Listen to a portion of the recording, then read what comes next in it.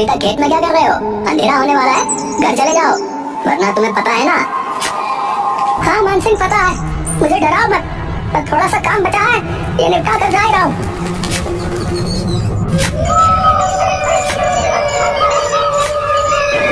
इतनी रात हो गई है और आप अभी तक यहीं हैं? अरे तुम तो रात में यहाँ आ गई हो, तुम्हें पता है ना रात में छलावा घूमता है।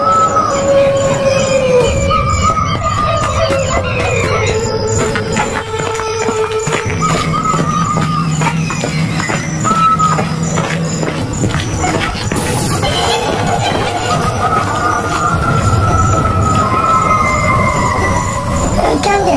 तुम रुक क्यों गई? चलो ना। वो सामने किसी औरत की लाश पड़ी है। अरे हाँ, ये कौन है? हरिया ने उसके पास जाकर देखा तो वो उसकी पत्नी की लाश थी। ये देखकर वो बहुत घबरा गया। उसने मुड़कर देखा तो उसकी पत्नी सामने भी खड़ी थी। वो उसके पास पहुंचा।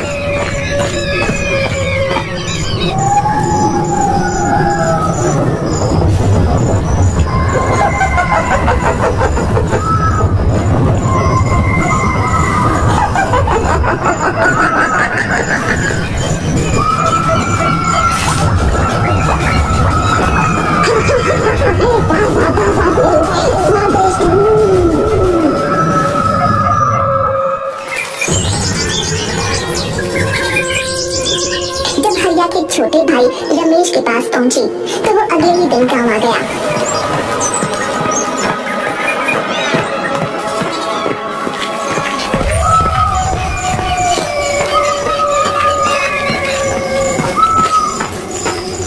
कितने बरसों बाद आज गाँव आना हुआ है। यहाँ से जाते समय सोचा भी नहीं था कि वापसी किसी की मौत पर होगी। हे भगवान, मुझे इस बुरे समय को झेलने की शक्ति दे। रमेश काफी सालों बाद गाँव आया था। वो बदले हुए गाँव को देखता हुआ अपने घर की तरफ बढ़ रहा था। उसके मन में गाँव में आने की खुशी भी थी और अपने भैया भाभी को खोने का दुख भी था। तभी अचानक उसे हरिया ने आवाज दी। अरे रमेश, अरे अरे तुम आ गए? अरे कैसे हो? भैया आप तो नहीं, मैं ठीक हूँ, पर छलावा ने तुम्हारी भाभी को मार दिया। लेकिन मानसिंह ने तो फोन पर बताया था कि तभी दूसरी तरफ से किसी की आवाज आई। उसने उस तरफ देखा तो वहाँ मानसिंह खड़ा था। उसने फिर से मुड़कर हरिया की तरफ देखा तो वो गायब हो चुका था। तुम इतनी रात में क्यों आए हो? तुम्हें पता है ना इस गांव में छलावा का प्रकोप है। ये तो शुक्र मनाओ कि मैं समय पर आ गया, वरना आज तुम्हारे साथ भी वही होता जो तुम्हारी भाभी और भैया के साथ हुआ था। चलो यहाँ से। मुझे लगा सचमुच मेरे भैया जिंदा हैं। उनको सामने देखकर मैं छलावा के बारे में भूल ही गया था। नहीं, वो जा चुके हैं। चलो घर, चलो जल्दी।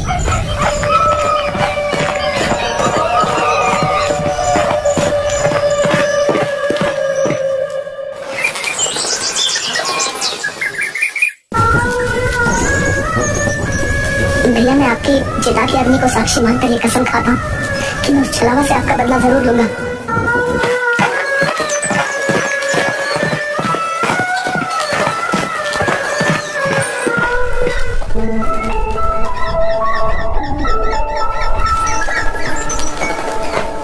अंतिम संस्कार के बाद वो अपने बचपन के दोस्त गगन से मिलने निकल गया। पर जब वो उसके घर पहुंचा तो वहाँ ताला लगा हुआ था। वो उसके बारे में किसी से पूछने ही वाला था कि तभी वो आ गया। अरे रमेश, तू कब आया? मैं तो कल आया था, पर तेरे घर में ताला क्यों लगा हुआ है? अरे मैं कुछ काम से पड़ोस के गांव गया हुआ था, बस अभी आया हूँ। तभी अचानक शोर मचने लगा। पता चला गांव से बाहर जाने वाले रास्ते पर एक लाश मिली है। उस लाश का भी दिल निकाला जा चुका था और उसका मुंह भी कुचला हुआ था। हे भगवान, ये इस गांव में हो क्या रहा है? जरूर ये छलावा का काम होगा, लेकिन मैंने तो कभी नहीं सुना कि छलावा लोगों का दिल निकालता है। पहले नहीं निकालता होगा, पर अब इन लोगों में भी अपडेट आने लगे हैं। तुझे हंसी आ रही है? ये कोई हंसने की बात नहीं है, लोग मर रहे हैं। सॉरी, तो फिर इससे बचने के लिए क्या किया जाना चाहिए बता?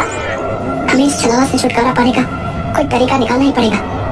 उसने मेरे भैया और भाभी को मारा है, मैं उससे बदला लेना चाहता हूँ। गगन और रमेश काफी देर खड़े बातें करते रहे, पर उन्हें छलावा को मारने का कोई रास्ता नजर नहीं आता। उसके बाद रमेश अपने घर चला जाता है।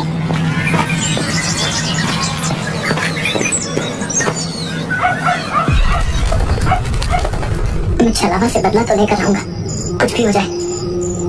रमेश छलावा को मारने के तरीके सोच रहा था। किसी ने उसका दरवाजा जोरों से खटखटाया। वो झिझक गया। कौन है? कौन है? अरे मैं हूँ मान सिंह, जल्दी से दरवाजा खोलो, छलावा ने किसी को मार दिया है। आता हूँ। रमेश हड़बड़ाहट में उठा और उसने जाकर दरवाजा खोला। सामने मान सिंह की लाश पड़ी थी।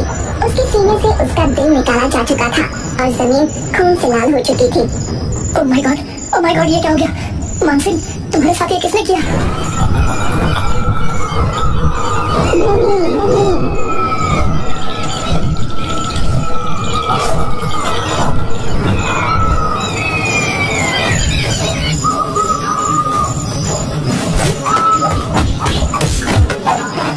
मैं तुझे छोड़ूंगा नहीं। पहले तूने मेरे भैया भाभी को मारा और मान सिंह को।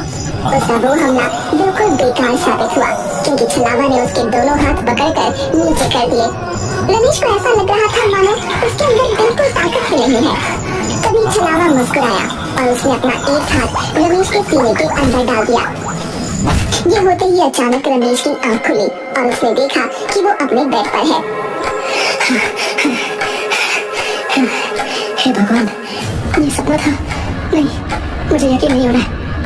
मुझे मान सिंह से मिलना पड़ेगा।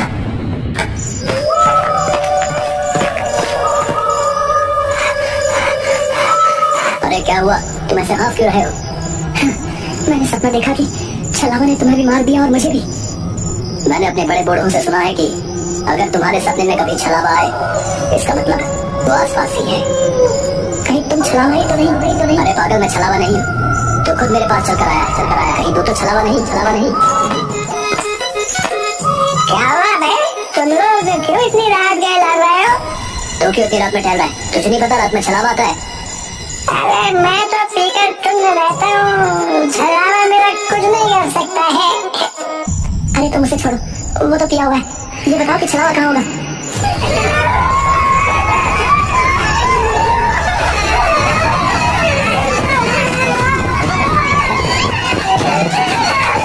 क्या हुआ सरपंच जी?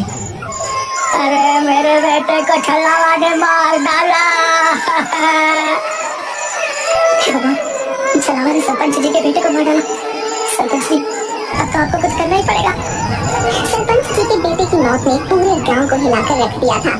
रमेश, मान सिंह और गांव के कई लोग एक जगह इकट्ठा हुए और छलावा से छुटकारा पाने का प्लान बनाने लगे।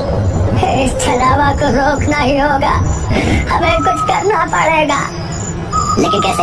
वो तो रात में आता है और हमें अंधेरे में दिखाई भी नहीं देता। इस छलावा से छुटकारा पाने का एक ही तरीका है। अगर हम उसे दिन में पकड़ लें तो उसे मार सकते हैं, क्योंकि दिन में वो बहुत कमजोर होता है। पर वो दिन में भला कैसे मिलेगा? तो बस ये तरीका है कि हमें उसे रात में ही किसी तरह फंसाना होगा और फिर सुबह होते ही उसे मारना होगा। हमें ऐसा जाल बिछाना होगा जिससे वो निकल न सके। गांव के लोगों ने मिलकर एक योजना बनाई। उन्होंने एक बड़ा जाल तैयार किया और तय किया कि वो छलावा को रात में ही फंसाकर सुबह मार डालेंगे। अरे गगन, तुझे पता है हम लोग छलावा को पकड़ने वाले हैं। दिन में तो वो कभी मिलेगा नहीं, इसलिए रात में ही पकड़ना है। मैं तुम्हारे साथ हूँ, लेकिन ये बहुत खतरनाक काम है भैया। लेकिन करना तो पड़ेगा, वरना लोग ऐसे ही मरते रहेंगे। रात का अंधेरा चारों ओर फैल चुका था। गांव के कुछ बहादुर लोग छलावा को पकड़ने की योजना के तहत इकट्ठा हुए। कई लोग डर के मारे नहीं आए थे, जिनमें गगन भी शामिल था। गगन फोन क्यों नहीं उठा रहा? उसने वादा किया था कि वो भी आएगा। शायद वो डर गया होगा। अब यहाँ है, हमें ही ये काम करना होगा। कभी एक ठंडी हवा का झोंका आया और सबकी रूह कांप उठी। अचानक सामने छलावा प्रकट हुआ, लेकिन हरिया के रूप में। भैया, आप जिंदा हैं? आप यहाँ कैसे? रमेश, मुझे बचा लो, छलावा मुझे मार डालेगा। रमेश का दिल जोरों से धड़कने लगा।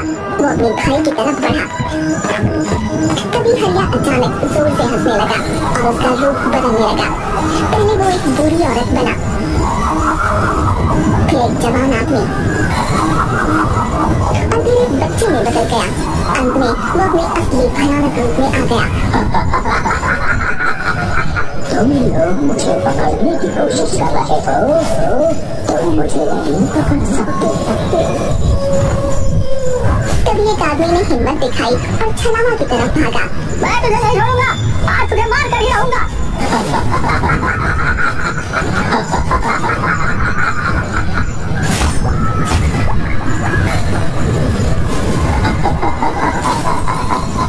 ये लो तासा तासा आतुम खाओ। वहाँ मौजूद सभी लोग सन्न रह गए, जबकि छलावा वहाँ से गायब हो चुका था। ऐसा लग रहा था मानो वो उन लोगों को यही बताने आया था कि तुम लोग मेरा कुछ नहीं बिगाड़ सकते। छलावा को ये कैसे पता चला कि हम उसे पकड़ने वाले? क्या वो अंतर्यामी भी है? नहीं, छलावा अंतर्यामी नहीं होता, कुछ गड़बड़ है। ये सुनकर रमेश सोच में डूब गया कि आखिर छलावा को ये पता कैसे चला।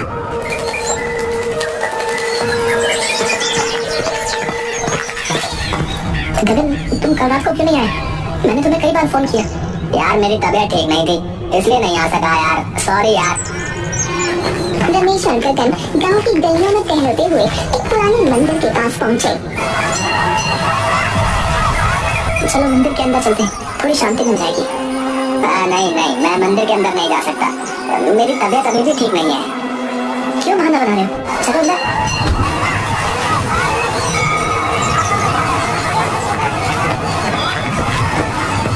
गगन, ये गलत बात है, मंदिर में तो जाना चाहिए। हाँ, अंदर चलो, तुम्हें अच्छा लगेगा। नहीं, मुझे छोड़ दो, मैं अंदर नहीं जा सकता। गगन पूरी तरह छटपटाने लगा, लेकिन रमेश, मानसिंह और सरपंच ने मिलकर उसे पकड़ा और मंदिर के अंदर खींच लिया। मंदिर के द्वार के अंदर जाते ही गगन जोर जोर से चीखने लगा। मुझे पता चल चुका है कि तुम्हें छलावा, जिस लड़के का छलावा ने वो कुचल दिया था, उसकी पोस्टमार्टम रिपोर्ट आज सुबह आ गई और पता चला कि वो तो गगन था। गगन यानी जो गगन मुझसे मिलता है वो छलावा है, जो दिन में गांव की खबरें लेने आता है और रात में शिकार करता है। भयानक बदलाव आ गया, उसकी आंखें लाल हो गईं और उसका चेहरा जैसे फटने को हो गया। वो खुद को छुड़ाने की कोशिश में बुरी तरह से चीख रहा था। मुझे छोड़ दो। तूने मेरे भैया भाभी दोस्त सबको मार डाला। आज मेरा बदला पूरा होगा। रमेश और बाकी लोगों ने उसे मंदिर के पवित्र स्थान की तरफ खींचा और उस पर गंगा जल डाला। छलावा की चीखें और भी तेज हो गईं और उसके शरीर से धुआं निकलने लगा। मंदिर के पवित्र वातावरण में वो धीरे धीरे राख में बदलने लगा। ये हमारे गांव की शांति के लिए जरूरी था। अब छलावा का आतंक खत्म हो जाएगा। छलावा का शरीर पूरी तरह से जलकर राख हो गया